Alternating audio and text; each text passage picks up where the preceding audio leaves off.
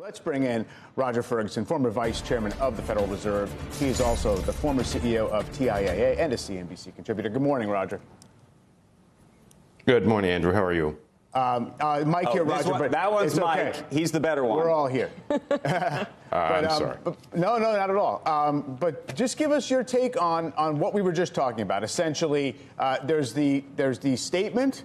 And there's certainly the message that the Fed feels it is not done and it needs to be sure that inflation is really taken care of. On the other hand, Jay Powell seemed to pass up multiple opportunities to get more hawkish during the press conference. Well, I think you're right on all those points. I think they were very clear about one, probably two more hikes to come. They were also very clear, I think, in the press conference that maybe it's just one, depending on the incoming data, because I think they see a process of inflation slowing that is progressing nicely. Having said that, I think the market chose to ignore the possibility of two. I think the market believes something that the Fed does not, which is that there's going to be such a deep change in recession this year that the Fed's going to have to ease. The Fed is not buying into that. So I think ultimately this is a difference of forecasts, where the market thinks inflation's coming down, that it's going to be incumbent upon the Fed to cut later this year. And the Fed's forecast is one of maybe a bumpy but still relatively softish landing with growth a little more below trend and with their ability to hold interest rates high to keep inflation on a downward path. So outlooks of the market versus the Fed are different, hence reactions are different.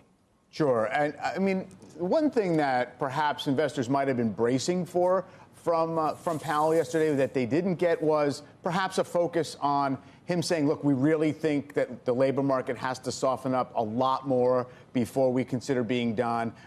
He also really, even though that they're on record with the December outlook saying, yes, we're going to probably get short-term rates up above 5%, he said, well, we're going to have another statement in March, and he sort of said we'll have to see how that goes. It just seemed as if there was a little more of a sense of we're relatively close to a destination, and he wasn't necessarily saying that the market had to really reevaluate. I think that's true. I think one has to understand, and I think Governor Waller said this, the distinction between the terminal rate built into the market and the terminal rate in the last Fed forecast, the so-called SEP, is only 25 basis points. Mm-hmm. We shouldn't overstate that distinction. Now, it may be the Fed has to do more, has to do less, but a debate of 25 basis points is exactly where we are right now. And so I think Jay Powell was being very clear and honest that possibility of two more depending on the data. The market's thinking one and done, and that's the distinction. Not a dramatic distinction, but enough of a distinction for financial conditions to soften. And it may well be that some Fed officials go out and just remind people what the statement says. But I think nevertheless, the market is hearing what it wants to hear, that the Fed is awfully close to coming to an end, and then we'll see. And in fact, the Fed is 1 to 2 moves away from ending this cycle.